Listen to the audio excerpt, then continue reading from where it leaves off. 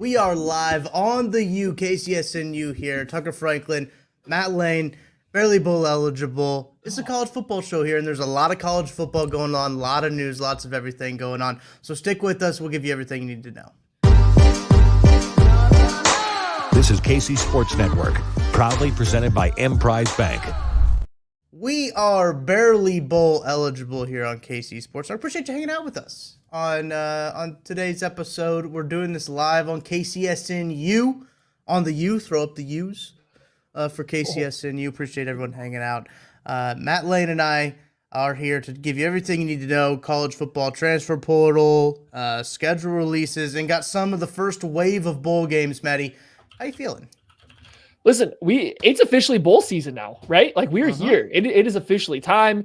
Kicking off tomorrow around like noon Eastern. We got bowl games are starting.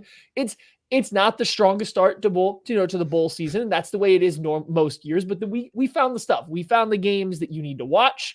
We're going to tell you why you need to watch them, some stuff to watch for in those games. So that way, when you're sitting there on the couch on Saturday and you don't necessarily want to watch the NFL football that's on, or you just have two TV screens, we got the bowl games that you need. We got the college players and teams that you want to see ready for you. We do. And there is, I think, games all day Saturday. Like, I think Saturday is a full slate that you can watch college football all day if you would like to. I think it even starts at like 10 a.m. Central Time, 11 a.m. Eastern Time in Myrtle Beach. That's the first bowl game. Is that that's Myrtle an early Beach. Myrtle Beach thing, by the way. I don't know, how many people listening to this have been to Myrtle Beach. 11 a.m. Myrtle Beach time is like, that's like 7 a.m. wherever you're from. That's an early kickoff if you're hanging out at Myrtle Beach. Yeah, that is the Georgia Southern Eagles versus the Ohio Bobcats in that game. We won't touch a whole lot on that one, truthfully. We're going to tell you about the games, as Maddie mentioned, the ones that are going to be interesting to watch. And it just happens that in this early wave, there's not a ton, but in the world of college football that we live in, Matthew, there's always something to talk about, whether it's the coaching carousel or schedules or transfers. But let's start with what the SEC did on, what day was that? Tuesday, Wednesday? One of those days where they did a 2-hour release show. 2 hours. You think the SEC isn't like the NFL minor leagues? You got another thing coming. This is straight out of the NFL's playbook. They learned from the best. That's what they did. And they took 2 hours. It wasn't really a 2 hour. Like they allotted 2 hours to talk about the SEC schedule after it came out. Really, it was like out in the first 30 minutes of that show. But looking at some of the schedules, man, there's some pretty favorable schedules for my Missouri Tigers. I like the way the schedule shapes up. There's also some other good ones around the league, Matthew. Relative. Yeah, I mean, I think the Missouri Tigers one's probably the best when you consider like the way it breaks down, where their bye weeks are, their stretches of games. Like theirs is pretty good. Some other ones though that I really like, Ole Miss. Ole Miss has got a really favorable schedule. I mean, the only like difficult road game really is LSU. Their other road games are Arkansas, Florida, South Carolina. For the talent that Ole Miss is bringing back and what they're throwing around in the transfer portal, that's another show, but they're building a team there to make a playoff run. So your only challenging road game is LSU. That's pretty nice. And yeah, you do have to bring in Georgia and Oklahoma come to town, but those are home games, right? It's like when you're throwing around that much money, is Oklahoma even that scary? We're going to find out this year. I don't know what SEC Oklahoma is. So Ole Miss got a favorable schedule. The only issue is they play 7 straight games before they get a bye. And then they get that last game is LSU after their own kind of bye week. So that's a really difficult game on the road, the final one. Their break schedules aren't as good as Missouri. But yeah, you can tell people about the Missouri schedule. I thought that one was real nice. Buddy, the Missouri schedule does break up really good. They've got the SEC this year is doing 2 bye weeks. And I think I like that. I think I like the 2 bye week setup. Perfect. Especially with how tough, the SEC slates are. Mizzou's schedule shapes up really nice early on in the season.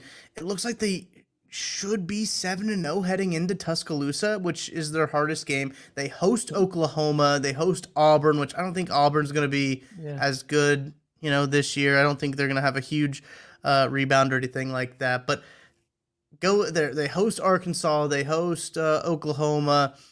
They've got a pretty good schedule. And when you look at it, especially this year with the SEC going divisionless, there's a chance, Maddie. Like, there's a chance that they could be in Atlanta come December. Come this time next year, we could be talking about a conference championship game for the Missouri Tigers just because of how their schedule shapes up. They're not going to necessarily have to play. Like, they go to Texas A&M early on. That's a tough one. They also have to go to UMass. I don't know if you saw that, Maddie. They got to go to Is that UMass. a 2-for-1? That's got to be a 2-for-1, right? It was the old AD who scheduled it too. So this was like the last bit of a deal, I'm pretty sure. I do think it's very funny though that they have to go to UMass. I think a stadium that seats 7,000 people. Oh man, yeah, that's something. Yeah, and so I think Missouri's schedule's great. Ole Miss is great, and that hey, look, if you're the SEC, you're sitting here. One, you're looking at the standings this year, and you're like, hey, if it was a 12-team playoff, we're fighting for 5 spots right now. Yeah. We're not fighting for a 4-4 split with the Big Ten. We're fighting for 5. The way Ole Miss and Missouri schedule break out, the way that those two teams have talent coming back, those two teams should be in the mix, that playoff spot, if not a conference championship slot again this next year. And then if you consider, Alabama and Georgia are going to be what they are. Texas coming in, they got a pretty favorable schedule too. 2 road games. That's all they play. Yeah. You see, because Oklahoma's a road game. So that's played in a neutral site in Dallas. And they also, and I'm pretty sure that one of them is Vanderbilt, which that's not a road game for anybody. That's the best. Right. That's the best place to go for an SEC team because you just take over the entire town of Nashville with your fan base. So they're really only and Texas A&M. Does that count? They're playing no road games. So Texas, Alabama, Georgia, you probably can kind of lock into competing for the playoff. You get Missouri and Ole Miss with these favorable schedules. SEC is going to come in strong the first year of the playoff, the way they broke this thing down. And, wonder how much of that's a little on purpose. Yeah, right. What I like, I'm going back to the Mizzou schedule here because they're two hardest games of the year. I think that you and I would both agree at Alabama is not going to be easy. Early on, I would probably assume that one's a loss. It's hard to beat Nick Saban in Tuscaloosa, and then they have Oklahoma at home. But in between those 2 games, they have a bye week. That's where they put their bye week. I think that's a perfect place for a bye week to have. You get an extra week to prepare for Oklahoma, and you get to rest a little bit coming off of Alabama. But you have Auburn and Alabama back-to-back weeks in October. Listen, I think the absolute floor is 8-4 for this schedule, and you're looking at 9-3, and really 11-1 is realistic. I feel like, Maddie. I don't know. I could be being a homer right now, but 11-1, 10-2 is not out of the realm of possibilities with this schedule. Yeah, I would agree. I think you're looking at I think you're optimistically looking at 1 loss, probably more like 2 losses, and whether that's Oklahoma, whether that's the road game to Texas A&M, that team still got a lot of talent, good coaching. So but that's it. You're not really afraid of a lot of the rest of that schedule. You get Auburn, going to Auburn to play would be a dicey game, but you get them at home, right? Mm-hmm. So that's big for this schedule. You're not afraid to go play at Mississippi State. You're not afraid to go play at South Carolina. So I think Missouri got a good schedule there. I think their bye weeks come at the right time. They got a good road home split. It doesn't do you any good to have Alabama come to you because you're still probably losing. So you might as well have that one be one of your road games, right? Just go ahead and fill out a road game when you're trying to take a loss anyway. So getting those other games at home is probably nice. Yeah, it's a good schedule. Looks good. I want to echo your points too about the other teams. Texas has a really easy schedule. Ole Miss looks like it could be a really good year. Florida, on the other hand, is gonna struggle this year. Florida and Oklahoma just completely shafted. Good. That's how I feel about that. All right, Maddie. Anything on the transfer portal wise you want to hit on before we dive into the bowl games? We've had a couple of quarterback commits, but nothing too big, I think, to move the needle. The biggest thing is Malik Murphy, quarterback at Texas, has entered the portal. I think that, to me, that should move everybody down a slot. He should now be the number 1 guy. It sounds like Cam Ward up until this point. So I think Murphy should take over the top, especially because you should get him for at minimum two years. Maybe, I guess, if he has a great year, he could be done after 1, but you probably can get him for 2 years in the portal the way we've seen things go. So I think that's a big target. Cam Ward sounds like he is trending towards playing for a Florida school, whether that's Florida State or Miami. We're going to find out. I think that's kind of the latest. And Aiden Childs did follow Jonathan Smith to Michigan State. I think those are all that's really happened that we have to touch on. we got another cleanup show for the transfer portal probably coming up in the next week or two. I think once Cam Ward decides where he's going to go, there'll be more dominoes that start to fall. We're about to hit a no contact period when it comes to recruiting. I believe it's Monday. I believe Monday's the no contact until January 3rd. National Signing Day on Wednesday, the 20th. So we're going to have some movers and shakers there. Missouri just flipped a big time running back to them. So they're filling out their running back quite well after losing the leading rusher in the SEC and a consensus All-American. That's crazy to me that Cody Scherer is a consensus All-American, but we won't go down that road because if we start talking about Mizzou, Maddie, we might be here entirely too long. So let's get to the bowl games. Let's get to these games. And we'll start on Saturday. Let's start with the Avocado from Mexico Cure Bowl. Let's go. I love this sponsorship. It's incredible. This is just down the road from you, right? I want to see the sales from the avocados from Mexico Cure Bowl. Honestly, I really want to know how, what they have gotten, money wise this year, because it feels like they have been hitting it hard this season. It's in Orlando. This game is, Avocados from Mexico they sponsored a whole week. Remember, in the middle of the season, yes, it was like Avocado from Mexico, challenge week or something like that. They've been hitting the market hard, but yeah. This game is in Orlando.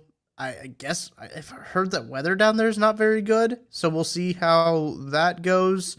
Don't know really how much that'll impact Miami of Ohio playing App State. A little MAC versus Sunbelt action here. It's at 2:30 Central, 3:30 Eastern on ABC. Maddie, first thoughts on this one? Sunbelt is a better conference than the MAC. Always lay with Sunbelt teams in this scenario, right? That would be my general idea of this. So we'll have to see. Neither team is getting crushed by opt-outs. It sounds like the majority of players, will play for these. Obviously, Miami of Ohio is down to their third string quarterback because their starter got hurt. Their backup transferred. But outside that, App State lost a running back. Running backs are running backs, especially in college football. So both teams should be pretty healthy here. So it should be a pretty solid game. I'm interested to see if, the Sun Belt athletes, which again are better than MAC athletes, can kind of run wild. App State, has Joey Aguilar playing quarterback, and both of their top wide receivers, Christian Horn, Keaton Robinson, I do believe are both going to play. They should be able to find some space, toss the ball around a little bit. Again, just laying into the fact that they are probably a little bit better athletes than the MAC has. So this is how I watch bowl games. I go find prospects I want to watch and I look for that. That's all I'm really caring about. Because if not, it's a lot of opt-outs. It's sometimes not as fun in a bowl game being played on December 16th to see how well these teams care about the Avocados from Mexico game. So I find prospects that are maybe going to be playing to improve their draft slot. And I really think Robinson and Horn for App State could do a lot for themselves here. Yeah, just looking at, you mentioned some of the opt-outs in the transfer portal for Miami, Avion Smith and Jeremiah Caldwell, a cornerback for them. I don't think Caldwell played all that much. It looks like he says 87 snaps here is what I'm looking at. Brett Gabbert was the starter for Miami, who played well. Miami of Ohio is actually your MAC champion. These are the MAC versus, Troy ended up winning the Sun Belt. So your MAC champion going up against the second place Troy. Miami's got a good defense, as you mentioned. There's some interesting things to keep an eye on. App State, Donovan Spielman, the edge rusher, transferring to Deshaun Davis, the wide receiver, and they have Mylan Tucker also transferring according to this transfer tracker that I'm looking at too, and Nate Noel, as you talked about. But Maddie, do you want to pick winners for these games? We can just pick it up straight up. If you want. Heck yes, I do. Oh, buddy, I got lines. I just didn't get them into our sheet yet. App State is favored by 6.5 against Miami. I also wanted to shout out, there's 2 defensive ends that are Power 5 transfers, one for each of these teams. Just guys to keep an eye on for later round draft picks, because at one point in time they had talent to play at Rutgers and Michigan State. So Michael Fletcher for App State and Brian Ugwu for Miami of Ohio, just guys that might have a chance to play in the NFL based on their athletic pedigree and the fact that, they have that Power 5 experience. But yeah, App State's minus 6.5, Tucker. So what are you doing with that? Miami of Ohio's got a good defense. App State coming off of a game against Troy that they probably won't want backfill it. Troy bop him a little bit up front. You know what? I'll have the Red Hawks cover. I'll take plus 6.5 for the Miami of Ohio Red Hawks. What? It's hard to tell in these bowl games. Who cares? Literally, you want to know who cares. Like that's what you're at the question. They're live bet up. Like realistically, you want to live bet these games and see if you can catch in the first series or two who cares and who doesn't. Give me App State. Fade the MAC in bowl games. They just are one of the lesser conferences. Like they just don't have the same athletes unless the weather is so terrible that App State can't play offense. Give me App State laying the points. I trust those athletes a little bit more. I'm looking up the Orlando weather right now before we move on to this because I do think that they've had rain. Well, it always rains in Orlando. But it's Florida, though, right? So, it can be a torrential downpour for 30, 40 straight minutes and then be sunny as hell right after, and it won't matter. I don't know. Yeah. I'm not good at weather stuff, so, periods of rain, high near 70, winds east at 10 to 20 miles per hour. There's no chance Miami of Ohio's third-string quarterback can throw the football. Their backup couldn't throw a football. Yeah. So no chance their third-stringer can throw a football. Listen, Gabbert played well. I liked the way that Gabbert played, but he's hurt, and he's not going to be playing in this game. But, you make a good point about the MAC. They do stink in bowl games. I forgot about that. Let's talk about the Isleta. I don't know if that's how you say that company, so apologize to them. The Isleta New Mexico Bowl that's going to be kicking off at 4:45 Central, 5:45 Eastern. New Mexico State's been playing in the New Mexico Bowl, and they are facing off against Fresno State. Two teams that are kind of on different trajectories right now, Maddie, coming into this bowl game in Albuquerque, New Mexico. This is going to be on ESPN. Thoughts on this one? You know how I feel about New Mexico State. Yeah, I think this game, if you're just going based entirely on vibes here, New Mexico State should win this one pretty comfortably. Fresno didn't have a great end of the season. Their head coach is having to just step away. Now, he's not fired exactly. So, we'll see how they play that out, what the motivation level is there.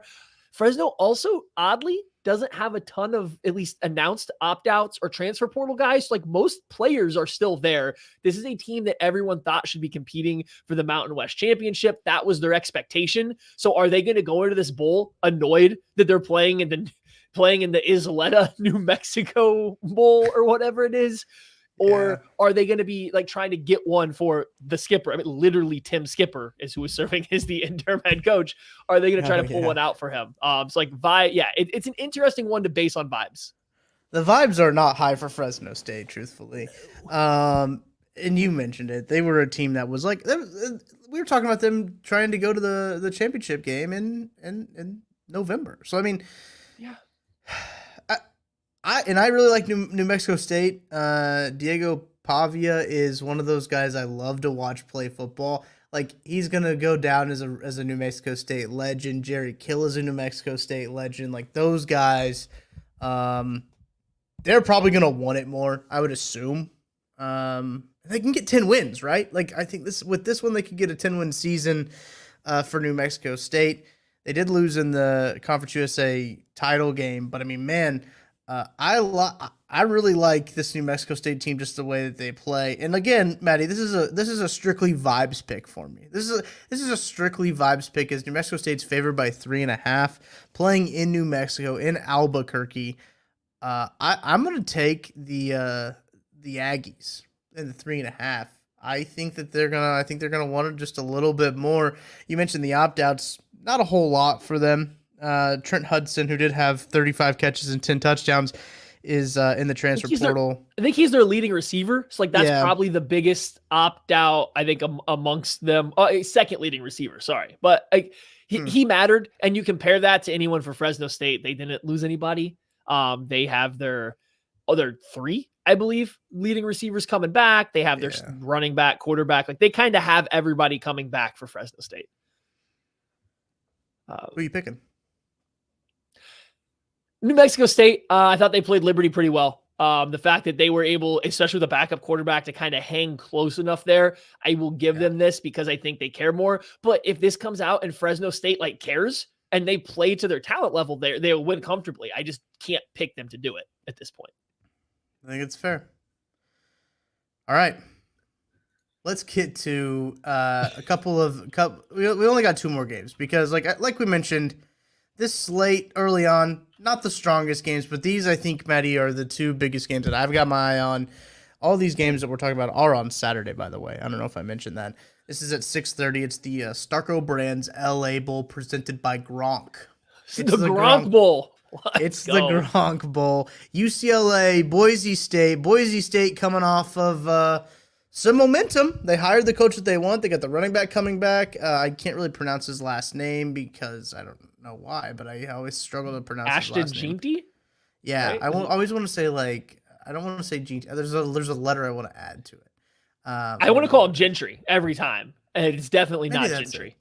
Yeah, Jeanty. I think they had a cornerback named Gentry last year, I believe, and that may be where it comes from. He's a stud. He's good. Taylor Green has hit the transfer portal for Boise. He's at Arkansas. Actually, he's already committed. And I believe that they're playing like a walk-on quarterback, right? Or a true freshman or walk-on, either way. True freshman. I don't know if he's a walk-on. I don't know how he got there, but he is a true freshman. But if you're Boise, hey, the good news is that you have a stud running back in Ashton Jeanty. And hey, guess what? George Holani, his backup, is also pretty darn good at football. Yeah. So you might not have to throw it a ton. And when you do, you might be able to just kind of check it down.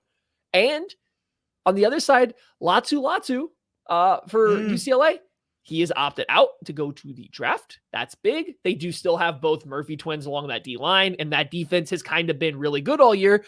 But their defensive coordinator, DeAnton Lynn, has left for USC. Yeah. So what is UCLA going to bring? Chip has laid some stinkers in games that don't matter, and that includes non-conference games in the regular season and bowl games. So I have no idea what the level of care from UCLA is going to be, nor do I have any idea what the level of QB play from Boise State is going to be. And so this game is so hard to predict. Yeah. Boise State did just, I did mention at the top that they named their interim coach the head coach, which is what the players want. So I think that's what got Ashton Jeanty back, because I think that was part of it. And him deciding, because I think he would have had Power 5 offers. I think he would have been a good running back in the Power 5. Comes back to Boise State. Again, it's going to come down to who wants it more. You mentioned basically DeAnton Lynn left and took a lot of that staff with him to UCL or to USC. They also had their quarterback coach go to Oregon State to take their offensive coordinator. So they've got a lot of opt-outs too. They're going to be playing Garbers. Are they playing Garbers, or is he going to be hurt? Is he going to be healthy? Or I think he's supposed to be healthy. They think he's. I think they are going to try to let him go. See if he can go out there and play or not, I guess, is what we're looking at. Well, we'll see. I know they like him, but it seems like he is always hurt. But Broncos right now, let me look at the line. I think they're dogs in this game, and I don't think they should be, Maddie. I'll be honest. UCLA is favored by 4. Okay. Here's where it gets tricky for me. UCLA had a ridiculous defense this year. That defense was absolutely outstanding. And any time that they went up against teams that couldn't handle their defensive pressure, up front, not even just rushing the passer, but that level of play, they kind of shut teams out and made them look really bad. We all remember that Utah game where the Utah offense couldn't do anything. Neither could UCLA's, but that's besides the point. Right. And it's is this walk-on quarterbacks or true freshman quarterback going to really be able to do anything against this UCLA defense, even without Latu? I don't know. I think I'm going to fall back on just the raw talent of the UCLA team. Chip Kelly was riding the high after beating USC. Then it didn't end as well on the season for him. I think he probably needs to get a nice little win here, tuck him in, make him feel a little safer going into the offseason. So give me UCLA laying the points just based on the talent. I didn't want to say J. Michael Sturdivant, their wide receiver for UCLA, is playing in this game. Logan Lova is also playing in this game. I do believe these are their two best receivers. Some of the, Sturdivant especially had draft hopes that I don't think he met this year. So he's probably going to come back for his 5th season now after transferring in from California. It's only going to be his 4th. So he'll be back most likely, but good player. So they do still have guys. They do. And it might just be a talent thing. I mean, they just might out talent them when it comes down to it. But I'll take the Broncos +4 for my pick here, Maddie. That's what I'm going to go with. This game's at SoFi, by the way. So Yeah, it is. home Gronked game out at SoFi. home game for UCLA if they can get there's such a thing as a home game. It's more of a home game for them than it is the Chargers. True. Who'd you pick in this one? Did I miss that pick? I picked UCLA. I'm taking Okay. taking the Bruins talent thing for me. I think just gonna lay with the talent. That's probably. I think the defense is good enough. They can come out and play a mid game and still get a win. I think because the talent difference. That's my thought process here. This is probably the best game when it comes to this Saturday slate, and maybe the slate as a whole before like next week is the Radiance Technologies Independence Bowl. That game will be mouthful. That is a mouthful. Saturday at 9:15 p.m. Eastern time is the kickoff. So 8:15 Central time is going to be that game. That game is going to be played in Shreveport. So it's an 8:15 kickoff in Shreveport. Interesting scheduling on that one. But let's talk about the Texas Tech Red Raiders, as they had a lot of guys hit the portal for them. They got a lot of guys hitting the portal, and it might be a tough one mixed on top of injuries and all kinds of stuff for Texas Tech. It's going to be they don't look like the same Texas Tech team. Yeah, they have a lot of transfers. They have with their top two wide receivers, I believe, or two of their top like four wide receivers are hitting the portal. They lost their left tackle to the portal. Their starting left guard is injured. A couple of their good defensive linemen are not playing in the game, whether injured or opting out. Like this Texas Tech team is down a lot of people, a lot of players. Good news for them. Taj Brooks announced he's coming back to school next year and is going to play. So they got the running back, and he's good. He's a good football player. So yeah, they're a little banged up. Cal also lost some guys on the defensive side, especially. I believe they lost a couple linebackers over the past couple weeks to end the season or to the transfer portal. But they do seem to have, a little bit more talent returning for them. And I guess this is a battle of the running backs. Taj Brooks, we just said, is coming back. Jaden Ott pulled a troll job on Cal fans. Okay, so I put out a video saying he's transferring and like apologizing, and then ended up being a joke as he like stopped walking off and said, no, he's just kidding. How many people stopped the video though when he announced that he's transferring and asked for like people to consider it and then got up to walk off? Like, I bet he pissed off a lot of people the way he set that up, but he's playing. He's one of the best running backs in the country. I don't know what to do this game. Texas Tech has nobody, but like Cal is also Cal. Like I don't know what to do with this game. It's an interesting one. I like Ott a whole lot. No pun intended there. Just the way that he plays and his kind of personality. He was on Twitter telling like transfers to like send back their offers from Stanford because they don't mean anything. I think that he's really fun. I like Cal. So we'll see kind of how this game develops. I think when you look at the brands of it, it's probably the best one, as I mentioned on here. But I mean, Cal kind of ended the season, I think, pretty hot for their standards. And I heard a really good point made about just like the expectations of these two teams were very different coming into the season. And I think that might benefit Cal a little bit more than it benefits Texas Tech. Yeah, I mean, I would agree with that. And I think Cal probably has the better high-end players in this game too. So like with all of the injuries and opt-outs for Texas Tech, especially along the trenches, I would lean towards Cal. And then you have the fact that they end this year on a 3-game winning streak.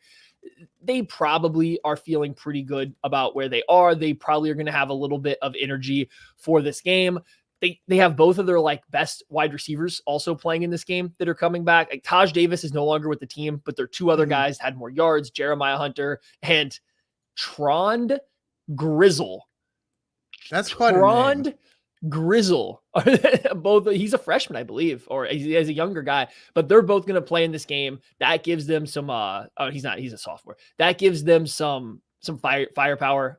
Give me Cal. I'm taking Cal. I'm kind of ending the pick thought process here because I think they just have a little bit more juice not in the portal. I want the Bears as well, just because I like what they got cooking with the line might be useful here. Cal is a dog by 3.5. Oh yeah, smashing the Golden Bears here. Hit the money line while you're at it, I guess. What are they at? Let me see. 145 on DraftKings Sportsbook. 145 right now. You can get the Cal Golden Bears. I might go a little sprinkle on that sucker because I like what Cal's got cooking for him over there. But Maddie, any final thoughts? No, I think we covered it. I think those are the big games to watch, like coming up and they're all this Saturday. I mean, if you want to shoot over to my neck of the woods, you can watch Old Dominion and Western Kentucky play in Charlotte. That's a brutal watch. Or UTSA and Marshall, which like name value, UTSA and Marshall sounds pretty good on Tuesday night, right? But Marshall has so many guys in the portal. They didn't play very good down the stretch. That game to me has dud written all over it, with UTSA trying to get a bunch of old senior, 5th year, 6th year guys a win on the way out. So like, I think all the good games are on Saturday this week, and then everything really kicks off next Thursday or Friday. Yeah, man. Very excited for bowl season. Kind of a shorter episode today just because of the circumstances and everything that comes with these bowl games and the not very good nature of it. Let's just be honest. There's not a very good nature of these early ones. These are true sicko games. Every single game is a sicko game at this point. But yeah, that's gonna do it, Maddie, for us here at Barely Bowl Eligible. Appreciate everyone hanging out. I'm Tucker Franklin. That's Maddie Lane. We'll be back next week with more college football. So stay tuned. We appreciate everybody, and we'll catch you later. Get those bowl games in.